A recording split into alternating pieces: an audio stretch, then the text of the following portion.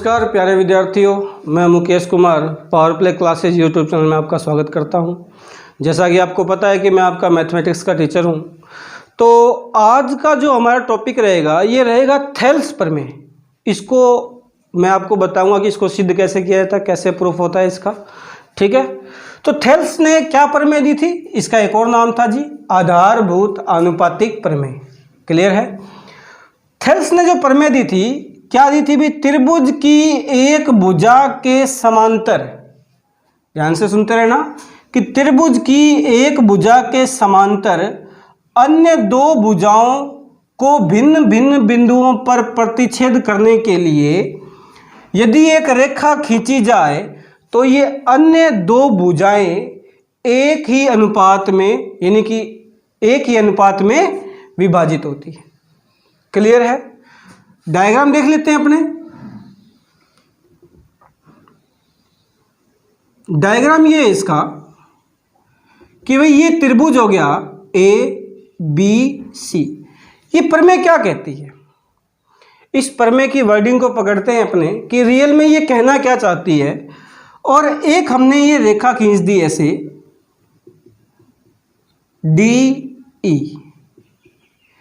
D E जो है वो समांतर है जी बी सी के।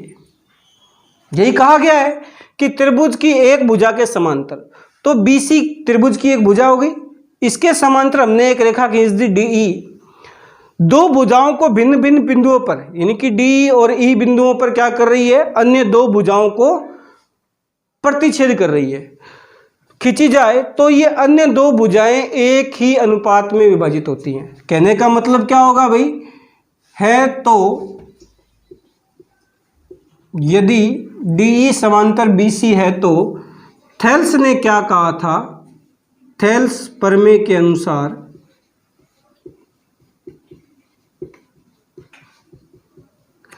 कि जो AD बटा BD जो है ये इक्वल होगा AE बटा EC के या CE के।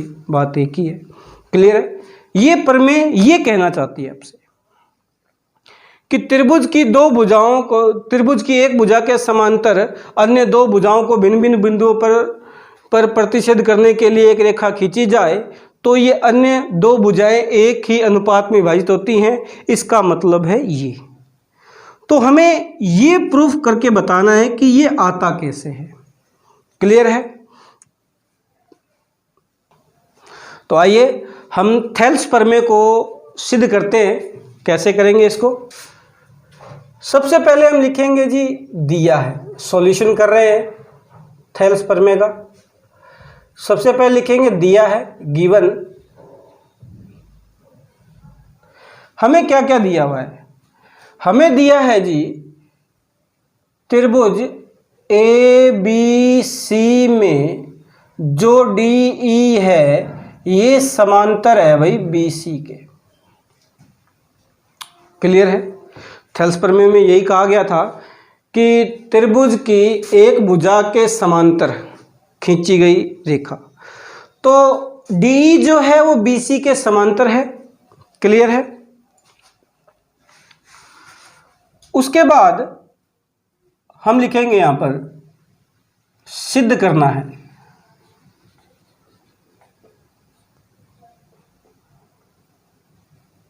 प्रूव दैट, क्या सिद्ध करना है अभी? AD बटा BD इक्वल टू AE बटा CE। ये हमें सिद्ध करना है। ये देखते हैं, इस प्रमेय को सिद्ध करते हैं किस तरह से होगी। सॉल्यूशन में सबसे पहले हम लिखेंगे दिया है। क्या क्या दिया है अभी? कि जो DE है वो किसके समांतर है भाई? BC के। DE त्रिभुज ABC में जो DE है वो समांतर है बेटा BC के। क्लियर है? क्योंकि थेल्स प्रमेय में ये कहा गया था कि त्रिभुज की एक भुजा के समांतर कोई रेखा खींची जाए तो हमने मान लिया कि भाई जो DE है वो BC के समांतर खींची गई है, इसका मतलब हमें DE समांतर BC दे रखा है। क्लियर है? उसके बाद हमें सिद्ध करना है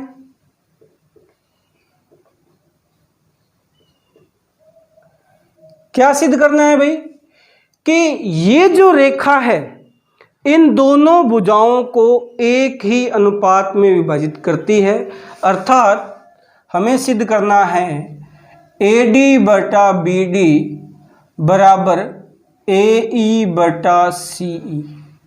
क्लियर है? उसके लिए हम क्या काम करेंगे बेटा, एक छोटी सी रचना करेंगे। रचना में हम क्या करेंगे, क्या लिखना है, B को E से मिलाएंगे, फिर C को D से मिलाएंगे। क्या किया हमने, B को E से मिलाया और C को D से मिलाया। क्लियर है? फिर E से एक लंब डालेंगे हम इस भुजा पर, ये हमने लंब डाल दिया। क्लियर? EN हो गया या NE। फिर D से एक लंब डालेंगे यहां AE पर, इसको नाम दे देंगे M। क्लियर है? यानी कि हमने क्या क्या किया है बेटा, एक तो B को E से मिलाया। क्लियर? फिर C को D से मिलाया। क्लियर? NE लंब AD खींचा व DM लंब AE खींचा। ये हमने इतना काम रचना में किया है। आगे उपपत्ति प्रूफ में देखेंगे।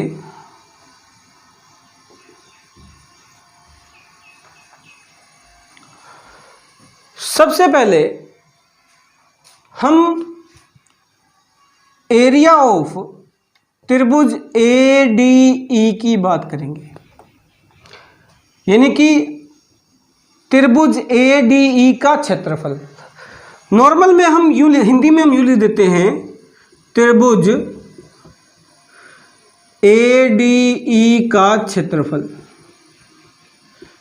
इसको मैंने शॉर्ट में ये लिख दिया एरिया ऑफ त्रिभुज ADE। क्लियर है? याद रहेगा, ये दोनों एक ही है। त्रिभुज ADE का क्षेत्रफल लिखने के बजाय मैंने क्या लिख दिया है, एरिया ऑफ त्रिभुज ADE। क्लियर? तो निकालेंगे, आपको पता होना चाहिए त्रिभुज का जो क्षेत्रफल होता है वो होता है 1/2 आधार इंटू ऊंचाई, आधार इंटू ऊंचाई 1/2। अब जी आधार की बात है तो जिस पर लंब गिरता है वो होता है आधार। सबसे पहले यदि हम आधार AD लेंगे, आधार अगर हमने AD लिया है तो इस पर ऊंचाई क्या हो जाएगी, NE हो जाएगी, क्योंकि AD पर जो लंब गिर रहा है वो NE है। क्लियर है? तो इसकी ऊंचाई क्या हो जाएगी भाई, NE। क्लियर? ये आया एरिया ऑफ त्रिभुज ADE। ये हमारी बनेगी इक्वेशन नंबर 1। क्लियर है? इसी प्रकार एरिया ऑफ त्रिभुज, ये त्रिभुज लेंगे हम BDE, BDE लेंगे, सूत्र तो वही रहेगा 1/2 आधार इंटू ऊंचाई, तो 1/2 इंटू, अब रहेगी बात आधार और ऊंचाई की। तो बेटा अगर हम ये आधार लेते हैं, कौन सा, BD, अगर हमने इसका आधार BD ले लिया तो BD पर देखो, अब सामने की भुजा ये रही, शीर्ष ये रहा, यहां से ये लंब डाला गया है NE, क्लियर, इनटू NE। अगर आपको यहां पर लंब के बारे में समझ में नहीं आ रहा है तो इसके लिए आपको एक और वीडियो बना के दे दी जाएगी कि उसमें आपको अच्छे से बता दिया जाएगा कि त्रिभुज के लंब अंदर भी बनते हैं, बाहर भी बनते हैं, बेस क्या है, मतलब आपको सब चीज़ें, सब जानकारी दे दी जाएगी, ठीक है। तो ये आधार हो गया त्रिभुज BDE का, हमने ये आधार ले लिया और इस आधार पर ये लंब गिर रहा है E शीर्ष से NE, क्लियर है। तो ये हमारी ऊंचाई हो जाएगी, लंबी ऊंचाई होती है नंबर 2, क्लियर। अब हम क्या करेंगे भाई कि समीकरण 1 में समीकरण 2 का हम भाग दे देंगे, क्लियर। तो 1 बटा एरिया ऑफ त्रिभुज ADE बटा एरिया ऑफ त्रिभुज BDE बराबर, यह आएगा अपने पास 1 बटा 2 इंटू AD इंटू NE, फिर 1 बटा 2 into BD into NE, clear है। हमने क्या किया है, समीकरण 1 में समीकरण 2 का भाग दिया है। 1 बटा 2 से 1 बटा 2 कैंसिल, NE से NE कैंसिल, हमारे पास जो नेक्स्ट इक्वेशन बन के आई है एरिया ऑफ त्रिभुज ADE अपॉन एरिया ऑफ त्रिभुज BDE। AD बटा BD, ये हमारे पास नई इक्वेशन 3 बन, ये आपकी इक्वेशन नंबर 3 बन गई। अब हम क्या करेंगे, दोबारा त्रिभुज ADE का क्षेत्रफल लेंगे, एरिया ऑफ त्रिभुज ADE 1 बटा 2। इस बार हमें क्या करना है कि बेस को चेंज करना है। अगर हम बेस चेंज करेंगे तो इसकी हाइट भी चेंज हो जाएगी। कहने का मतलब है कि हमें इसका आधार बदलना है, और अगर हम आधार बदलेंगे तो इसकी ऊंचाई भी बदल जाएगी। अब हम क्या करेंगे, पहले हमने आधार लिया था AD, तो अपने पास जो ऊंचाई थी वो थी NE। अब हम आधार लेंगे AE, इसकी ऊंचाई हो जाएगी DM, क्लियर है। तो अब हम आधार ले रहे हैं AE, तो इसकी ऊंचाई जो बनेगी वो बनेगी DM। ये बनेगा बेटा आपका इक्वेशन नंबर 4। इसी प्रकार एरिया ऑफ त्रिभुज DCE,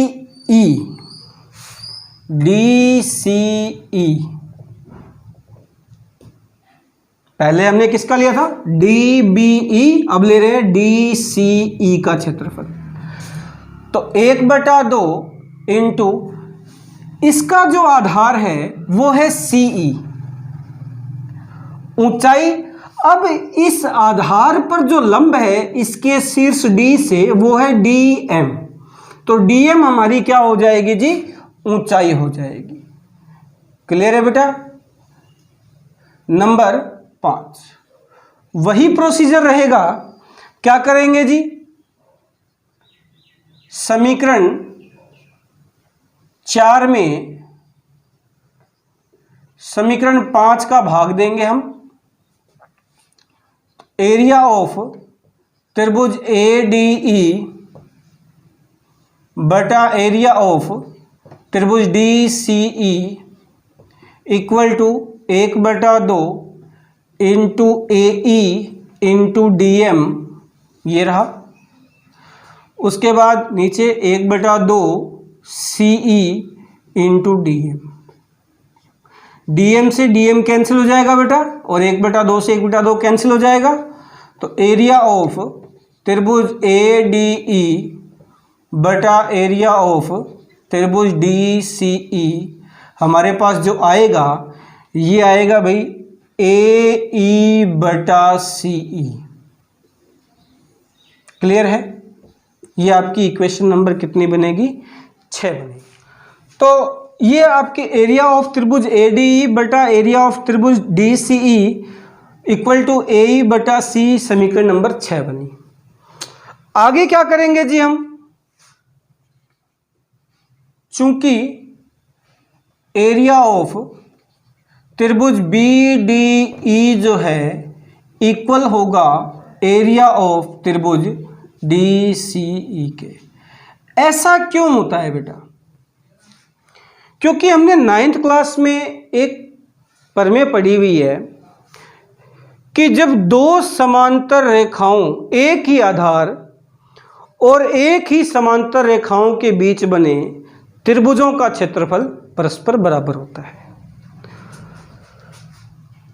ये एक ही आधार DE पर दो त्रिभुज बने हुए हैं, DBE और DCE। इनका आधार एक ही है और जो DE है वो BC के समांतर है।